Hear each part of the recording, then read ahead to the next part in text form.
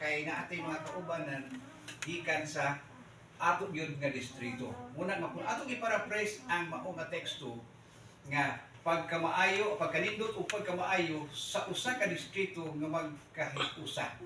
Una ka sa tuwa igsoon, ato makita nga nindot kaayo ang usa ka distrito adunay panaghiusa. Ano naman? Kung adunay plano, dali lang kayo maunsa. Mahimo ang mga plano. Apan kung wala gani panaghiusa, diha nato makita ang kagubot o walay mga programa nga mahimo. Apan daghan ang naibog sa Arakan North nga distrito. Daghang maskin ang Arakan South, nagisuray na may gini basuray. Gusto siya nga kanang punta ang iyahang distrito sama sa North District sa Arakan. Nung nakita niya nga lahi ang espiritu sa anaa sa North District of Arakan. Una, amin, tanan sa mga tanan North District. Una nga, ako sagda, pag-ingon nga sa atong pag-program karon nga ingon ani, muto na nauna ko ni anak na mga teksto. Nga pagkanindot tungod kay usahay manggod ang makaguba sa atong plano kung di magkahiusa ang una gyud nga hinungdan ngano nga di magkahiusa ang usa ka distrito tungod usahay sa pride. Number 1 gyud ang pride. Tungod kay kung imong tan-awon maupod ni ang napakyasan sa yawa. Ngano nga nahagbong siya, nahulog siya ug ginadla na siya yawa tungod sa iyang garbo tungod kay gusto siya nga mubuhat pagyud siya og usa trono, ibabaw pagyud sa trono sa Dios. Muna nga mo hinungdan nga kaguba, muna bisan unsa nga programa sa ganing distrito o unsa man nga mga asosasyon. Kung atong una-unaon nga mas maayo magugod niya, dili mahimo ang grupo, no? Di po mahimo ang grupo tungod kay easy naman lang taog ingon anak nga dagan nga adunay mga inuduay na nga anak nga dagan mas maayo. Yan ako ni anak nga nga panahon igsoon muna pagkaguba sa ato ang panagsuon o kaning sa ato mga plano.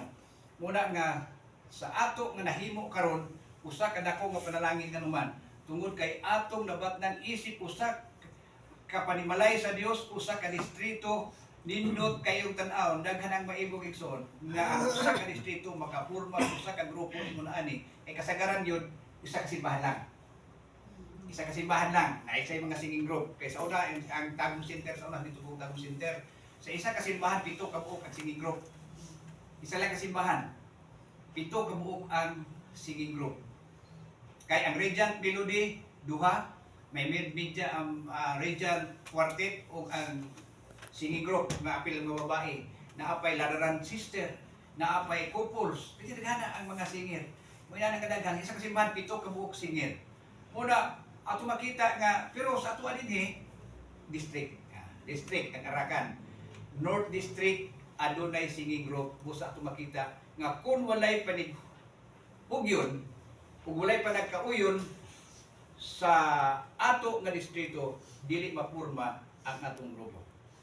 Busa nitag na sa kabila ako na panginaot punta kining atong grupo sa Revelators mao lang ni ang sinugdanan dili unta ni maoy sinugdanan dayon katapusan. Di ba? Ato yan po sa Ginoo nga unta ining ato nga nasugdan kunya murag miabuta sa taas-taas nga ang sa tuan tungod kay sa una daghan kay singing group sa una sa mga bata-bata pa pero pag senior citizen nahimo na hinuon nga naapil sa grupo unya mag recording. Di ba? Nga nangadagan. Sa una kadagang singing group sa mga bata-bata sa una daghan kay mga kaubanan nga simbahan nga nagkahiusa sa pag-practice og kanta apan wala moabot niini nga sistema sa atong inaabot karon.